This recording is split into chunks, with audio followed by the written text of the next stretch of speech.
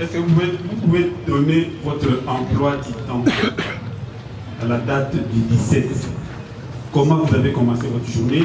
Qu'est-ce que vous avez fait jusqu'à 12 heures? Merci, Monsieur le Président. Je suis président d'une chorale de la CK20. C'est 17. À 8 heures, nous sommes allés bercer vers Kiala. C'était de 8 heures jusqu'à 9 heures. Je crois qu'ils sont là. Nous sommes allés bercer chez un agent qui travaille à la Cadeco. Et après, oui. Kiala, c'est un quartier? Oui, ce quartier, c'est Kiala, mais Wayene, dans la vallée là-bas. C'est le quartier dans lequel se situe le BTP? Non, non. C'est le quartier dans lequel se situe la maison où on est allé bercer. Et l'IBTP est situé dans quel quartier? L'IBTP, c'est dans les quartiers Saba d'abord. Il y a aussi le quartier Kimbourou, une partie. D'accord, allez-y. Alors, ok. Du retour, nous étions avec les amis. J'avais une grippe.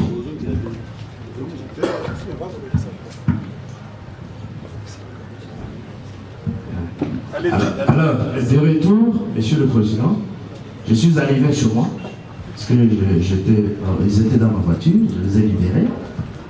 Et en les libérant, c'était quelle heure? C'était vers 9h.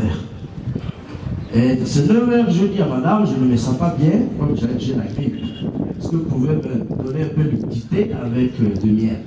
Moi, je vais dormir. Je dis pourquoi? Vous n'irez pas en boulot? Je dis non, non. Le personnel, on dit qu'ils vont aujourd'hui. Ils ont marché pacifique. Vraiment, je vais profiter pour dormir. Vous étiez au courant de cette marche? Oui, nous étions au courant parce que même la police, même tout le monde, ils avaient écrit officiellement. Ils avaient écrit officiellement. Moi, en tant que secrétaire général, alors ils ont même demandé que le marchand ne mette le programme pas cette journée. Parce que tous les enseignants seraient dans cette marche. Moi, je dors. À 12 heures, juste, je reçois un appel du secrétaire général académique de l'IOR, c'est un collègue. Il me dit, je sens que vous êtes au lit. Il dit, mais est-ce que vous pouvez vous réveiller vite parce que vos enfants viennent de commettre encore de bavures à vie? J'ai dit, je suis vraiment fatigué. J'ai une grippe terrible. Je dors. C'est un peu ça. On emploi du temps jusqu'à 12 heures. Ça, c'est à 12 heures. Oui. Alors, il vous a reproché le fait que c'est vous qui êtes instigateur des étudiants. Vous avez réuni les étudiants au 2017. Vous leur avez acheté des boissons pour qu'ils puissent marcher. Et c'est lors de cette marche que les uns ont détruit des maisons d'autrui, les autres ont porté des coups et fait des blessures sur les élèves, et d'autres encore ont incendié le véhicule du DG et ont tenté d'incendier sa résidence. Qu'en dites-vous? Monsieur le Président, je viens de vous dire, mon emploi du temps jusqu'à 12 heures. D'ailleurs, c'était jusqu'à 17 heures. Parce que je n'ai pas quitté chez moi ces jours-là. C'est vers 15 heures que j'ai eu des appels manqués, parce qu'en fait, on devrait avoir ce jour-là réunion de la conférence avec le membre du COG de l'IBTP. Et lorsque le président de la conférence m'a appelé, je lui ai dit, attention, vous avez invité le chef de mention. Mais il se pourrait que le chef de mention se rende dans la marche. C'est très difficile que nous nous réunissions avec monsieur le maire. Quant à ça, est-ce qu'il y a lieu de chercher un autre jour? Il a dit, c'était le secrétaire qui a dit, ok, bien acté. Et moi, j'ai eu à prendre mon repos jusqu'à 17 heures.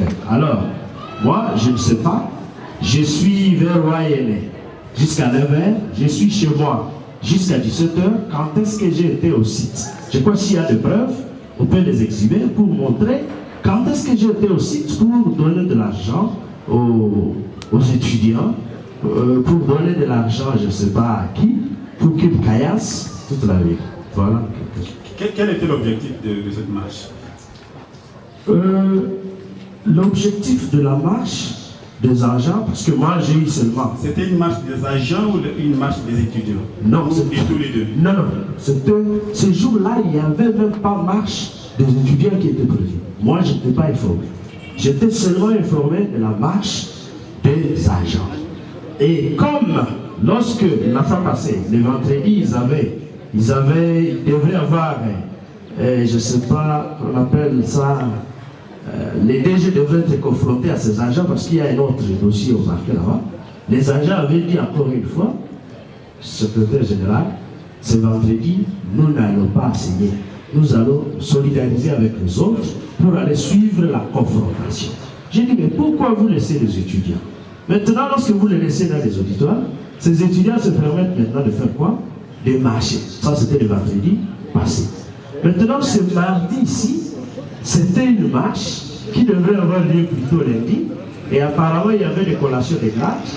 Le service de sécurité ont dit, non, non, vous pouvez marcher mardi.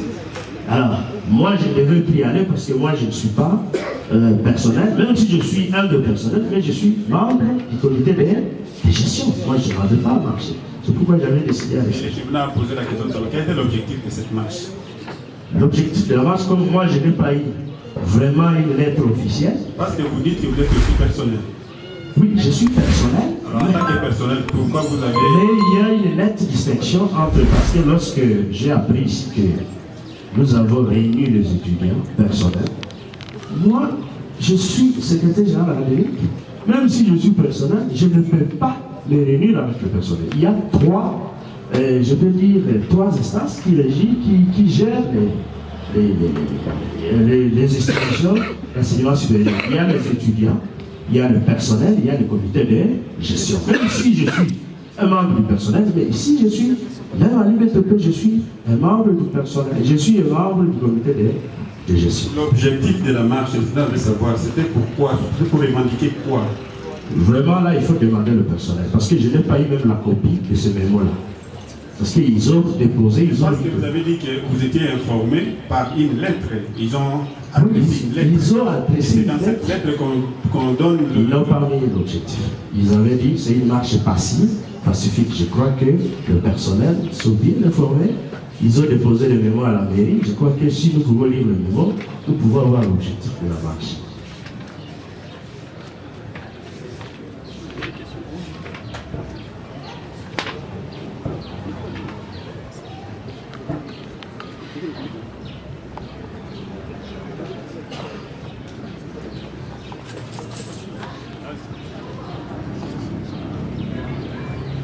Comparer le prévenu Balouk. C'est bien vous, le secrétaire général académique. Oui, c'est bon. Les tribunaux vous prient de tourner derrière, vous regardez les co-prévenus qui sont tout autour de vous. Est-ce que vous les connaissez individuellement? Vraiment. Commençons par celui-là. Oui. Je vois ces années, parce que moi, je gère plus de 1600 étudiants. Et j'ai difficile à connaître les étudiants par leur visage. Donc, c'est leur identification et en voyant les listes des étudiants que je peux témoigner que X, Y est étudiant ou pas. Mais les visages comme ça, non. Les visages comme ça, vous ne les reconnaissez pas? Non, non. Est-ce qu'en votre qualité de secrétaire général académique, vous arrive-t-il d'avoir des réunions avec des étudiants, si pas tous, un groupe? Merci pour la question, monsieur. Il y a une semaine, nous avons l'Institut du bâtiment. Donc, dans cette période de grève et de réquisition 60 jours, l'IBTP a connu un problème entre les étudiants de L1 et les étudiants de L3. C'était quoi? Un étudiant qui voulait venir s'inscrire à l'IBTP, il est venu de BTP et a été logé dans la maison d'un des étudiants. Et alors, les enfants de L1, comme d'habitude, ils sont venus attaquer ces nouveaux venus qui devaient s'inscrire chez nous à L1. À s'attaquant à ces nouveaux venus, ils se sont même attaqués à leur grand frère de L3. Et ça nous a conduit dans un conflit de L3 et L1. Nous avons même fait presque une semaine sans cours à cause de ce conflit. Primo, je appelais tous les CP pour résoudre cette question. D'abord, c'était les CP concernés par cette promotion. Est-ce que vous avez suivi la question du tribunal? Oui. les tribunaux voudraient savoir, en votre qualité de DG, vous arrive Non, pas DG, secrétaire général. Secrétaire général académique, vous arrive-t-il d'avoir des réunions avec des étudiants, si pas tous, un groupe restreint, soit le comité de gestion des étudiants? Comité estudiantin. Oui, comité estudiant. Vraiment, ça c'est dans mon secteur. Je vous dis d'abord que le secrétaire général académique est chargé de la discipline des étudiants. C'est-à-dire, chaque fois qu'il y a un problème, le secrétaire général académique doit réunir les concernés pour trouver vite un problème lié à la discipline. Alors, pour rassurer l'idée, je vous ai dit que j'ai eu à me réunir avec les étudiants par rapport à ce problème-là entre les deux promotions. Ça, moi, je l'ai compris. La dernière fois que vous vous êtes réunis avec les étudiants remonte à quelle date?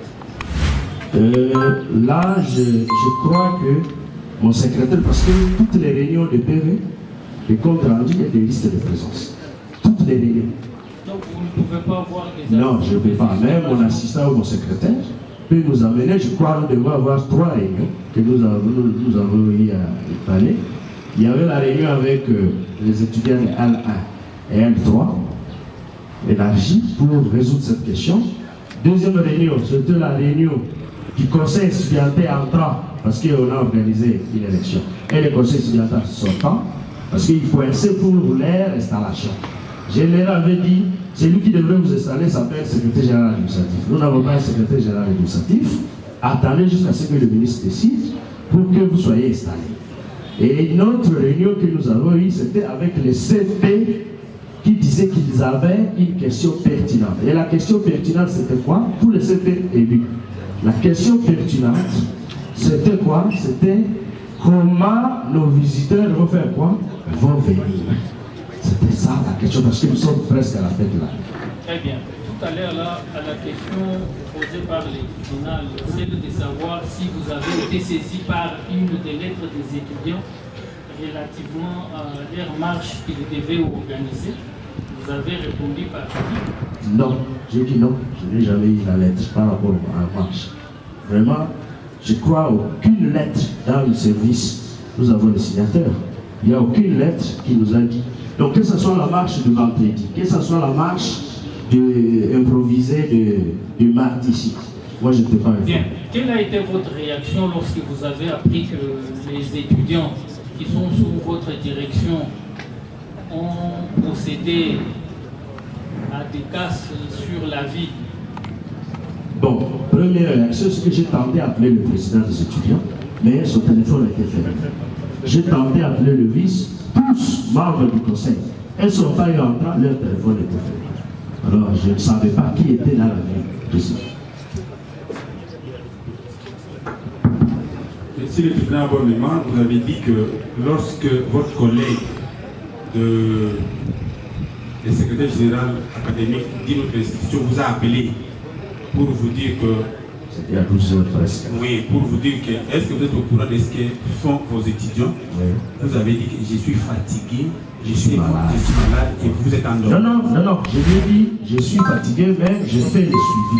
C'est comme ça que je l'ai dit. Et j'ai appelé le président, il était fermé, et c'est vers 15h que pratiquement j'ai vu maintenant des images dans les réseaux sociaux. Et à 15h, quand vous avez vu les images, quelle était votre réaction? Ah non, j'ai appelé les autres chefs de mention parce que nous gérons avec les chefs de mention. Mention, c'est-à-dire ce qu'on appelait hier chef de section. Alors, pourquoi est-ce que lorsqu'on vous a informé, parce que vous dites devant le tribunal que c'est vous qui gérez la discipline des étudiants. Lorsqu'on vous informe que vos étudiants ont causé des dégâts dans la ville, oui. Au lieu d'appeler vos collaborateurs d'abord, un instant, au lieu d'appeler d'abord vos collaborateurs directs, qui sont le membre du comité de gestion, au lieu d'appeler ce que vous appelez les chefs de section, vous avez préféré d'abord appeler les étudiants, et lorsque leurs téléphones sont maître, ce n'est pas le lieu de la consultation. Voilà. Pourquoi vous avez préféré ne pas appeler vos collaborateurs mais plutôt d'appeler seulement les étudiants. Non, j'ai commencé par appeler mon assistant du cabinet parce qu'il était aussi dans la marche. Mais c'est pas ce que vous venez de dire. Non, je suis entré, vous m'avez posé la question par rapport aux étudiants. Mais par rapport aux autres membres de l'IBTP, j'ai appelé mon assistant du cabinet. À quelle heure? Ça c'était directement après l'appel du collègue secrétaire général de l'académie. Vous dites que vous l'avez appelé parce qu'il était dans la marche. Oui, et c'est lui qui me disait, nous venons de terminer notre marche avec avec les autres membres, nous venons de lire notre mémoire à la mairie, je suis en train de rentrer. J'ai dit maintenant on m'apprend qu'il y a des casses des étudiants, et tout est formé. Il dit nous aussi nous venons d'être informés. J'ai dit est-ce que vous pouvez me chercher des images? Il me dit non. En descendant, nous avions vu la jeep de la police qui avait en bord certains entre guillemets étudiants. J'ai dit ok, comme il y a déjà ceux qui ont été appréhendés, notre règlement est très clair à cette matière. Donc il va répondre de l'air actes. J'ai dit ok, il n'y a pas de problème. Merci. Comment il s'appelle votre assistant? C'est Mérico. Pardon? C'est Mérico, Kakule Mérico. Kakule Mérico. Mérico. Oui. Est-ce qu'il est dans la salle d'audience? Je ne sais pas. Je ne sais pas si... Oui, comparer le prévenu par le couteau. Est-ce que vous pouvez dire au tribunal les circonstances dans lesquelles vous avez été appréhendé? Très bien, merci. Je peux dire, c'était 25h30. Je suis chez moi. Mon enfant, garçon, mon fils aîné, parce que chez moi il y a des gardiens. Et le gardien a dit, il y a quelqu'un à la porte qui dit qu'il est le commandant de la police. J'ai dit, c'est vrai. J'ai dit, ok, ça va, il n'y a pas de problème. J'étais à training, je suis sorti. En sortant, ils m'ont dit, lisez un peu le mandat. J'ai lu le mandat, on m'a dit, ok, nous allons à la police. Il n'y a pas de problème, c'est comme ça. C'était le matin de quel jour? C'était le matin du 18. Hier, oui. Okay. Devant la police, vous avez comparu, c'était le 18, effectivement. On vous a posé la question de savoir pourquoi on a bloqué les comptes de l'IBTP et que les DG ne puissent pas y accéder. Vous avez dit que c'est à cause de la mégestion et de non-respect de la procédure des retraits des fonds. Et on vous a posé la question de savoir, on vous accuse d'être en conflit avec le DG et l'AB.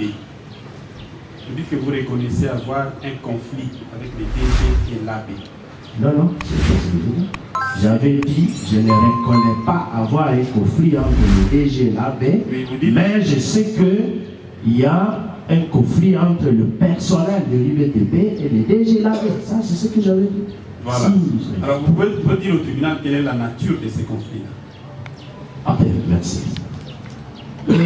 Monsieur le Président, je crois que tout commence par un fait. Moi, ici, secrétaire général académique, j'ai eu la chance de gérer pendant 2 ans l'intérim du DG à l'IBTP. Pendant ces 2 ans, chaque 6 mois, il y avait toujours contrôle interne. Contrôle interne, chaque 6 mois, semestre. Alisa Levan Meko, vous avez analysé un peu. Contrôle interne. Et je me souviens lorsque nous avons eu la chance d'être reconnus dans le même comité de gestion que le professeur Kachouba. Il a même audité notre gestion. En auditant notre gestion, le rapport sera.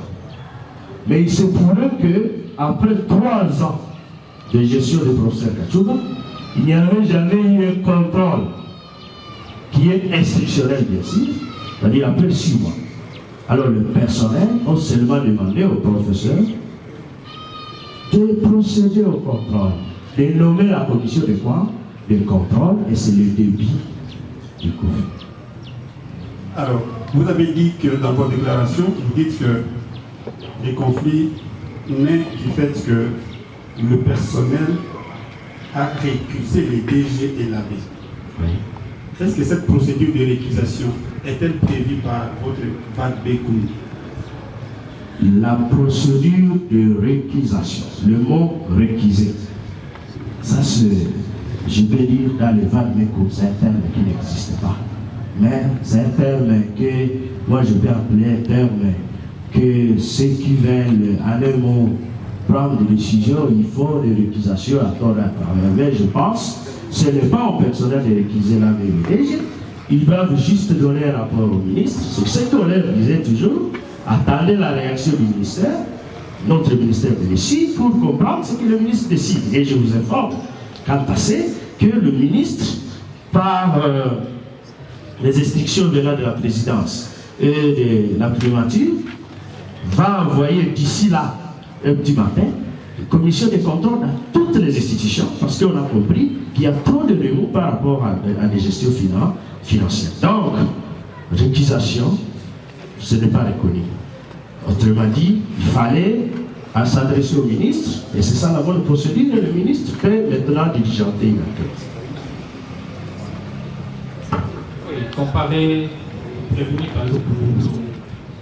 Pouvez-vous dire brièvement au tribunal qu'est-ce que vous reprochez, vous en tant que secrétaire général académique? Que reprochez-vous au DG de l'IBTP? Moi, j'avais dit clairement que moi, je n'ai pas de conflit avec le directeur général. Si vous lisez même mes déclarations, parce qu'on m'avait aussi interpellé au niveau du parquet par rapport à ce conflit, le mot de la fin, c'était qu'on organise les contrôles et qu'il y ait une négociation entre le personnel et les agents. Ça signifie que j'étais de bonne forme. Donc moi, personnellement, je sais que je n'ai pas de conflit avec... Autrement dit, vous reprochez le manque de contrôle ou de collaboration. Le tribunal peut-il noter ça? Reprocher le manque de contrôle, c'est reprocher plus le respect du VAD-BECOUM quant à ce qui concerne la gestion financière, parce que le contrôle semestriel est reconnu, que ce soit l'audit interne et l'audit externe, c'est reconnu dans le VAD-BECOUM, le gestionnaire de l'enseignement supérieur universitaire. Le tribunal pose vraiment sa question. Comment concevez-vous la gestion de l'IBTP? Pas sous la direction du DG.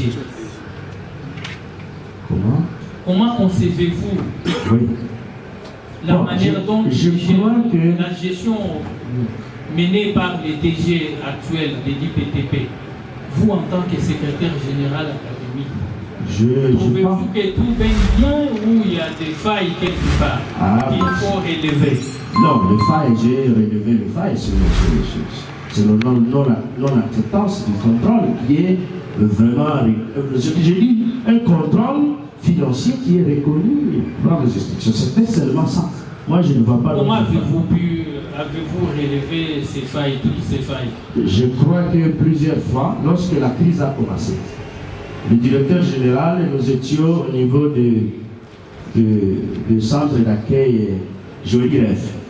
Le directeur général a posé la question de savoir si chaque membre pouvait donner sa contribution pour que la crise prenne fin. J'ai donné 2 contributions à cette réunion. Première contribution, c'est qu'on arrive à négocier avec les autres amis qui sont des agents de l'IBTP qui commençaient déjà une révolte. Deuxième contribution, qu'à l'issue de cette négociation, qu'on nomme directement la commission de contrôle, comme c'est ça ce qui fait problème, en lisant un peu leurs mémoires. Je dis, cela pouvait nous aider à surmonter la problématique. D'accord, on va revenir à la partie civile.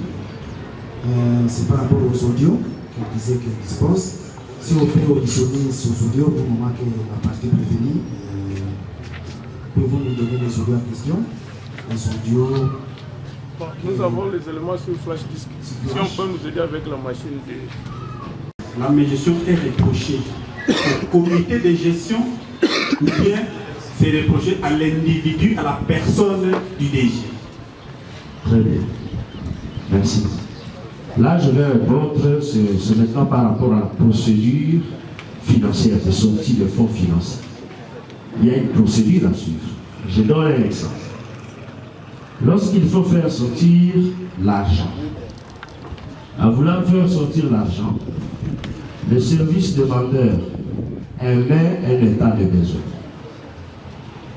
Et l'état de besoin est approuvé par le chef hiérarchique. Nous sommes 3 sectoriels. 4 d'ailleurs actuellement. Le secrétaire général académique est chargé des secteurs académiques, l'enseignement et les évaluations. Le secrétaire général à la recherche, il est chargé de tout ce qui est recherche, administratif, personnel et patrimoine. Et après, à la fin, il y a l'AB qui est chargé de finances. Chaque chef hiérarchique, si par exemple un chef de mention a besoin d'argent, il va proposer l'état de besoin et moi je vais approuver. Ça passe dans le budget contrôle. En passant dans le budget contrôle va voir si cette ligne-là est éligible dans le budget contrôle. Après le budget contrôle, on ramène cet état de besoin dans le service de l'administration du budget pour déposer cet état de besoin dans le comité de gestion pour maintenant approuver si oui ou non on peut faire sortir cet argent. Qui approuve la sortie d'argent? D'abord, c'est le comité de gestion qui donne un avis et après, on autorise le directeur général. Là, c'est eux qui signent le chèque. Ils donnent le chèque au comptable pour que le comptable récupère l'argent en banque. En récupérant l'argent en banque, ils remettent l'argent à la caisse et c'est de la caisse qu'on va procéder par la sortie. Alors, toute gestion qui ne respecte pas ces cycles-là est appelée en guillemets soit détournement, soit gestion. C'est ça, les tribunaux voulaient savoir, cette gestion-là dont on reproche, c'est au DG ou bien au comité de gestion, selon les réclamations des agents. La mégestion, je vais dire, en principe, le comité de gestion, il y a l'unicité du comité de gestion, en principe. Mais moi, je vous informe, monsieur le président, que j'ai eu l'autorisation d'aller étudier à l'extérieur du pays. Ça, le tribunal n'a pas besoin de... Non, non, je suis en train de le dire pour vous dire que je suis chaque fois absent du bureau par rapport à certaines activités.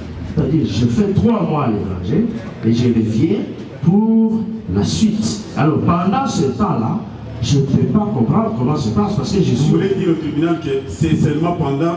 C'est à votre absence qu'il y a mes gestions. Lorsque vous êtes là, il n'y a pas mes gestions. Non, non, j'ai dit, je ne sais pas donner un avis par rapport à la gestion. Il y a mes gestions ou non. Parce que la question avec le tribunal est de savoir la mégestion peut reprocher au comité de gestion de l'UBTP ou au DG de l'UBTP. Maintenant là, il y a ce qu'on appelle les responsabilités individuelles et les responsabilités collectives. C'est-à-dire, lorsque le contrôleur fait son contrôle, il y a ce qu'on appelle les responsabilités individuelles. Je donne un exemple. Si par exemple le DG fait sortir l'argent, sans faire passer sans état de besoin. Sans état de besoin. Ça, c'est une responsabilité individuelle. Mais si nous tous, parce que dans le compte rendu de chaque projet, il y a toujours les états de besoin analysés. Et là, ça doit toujours être contesté.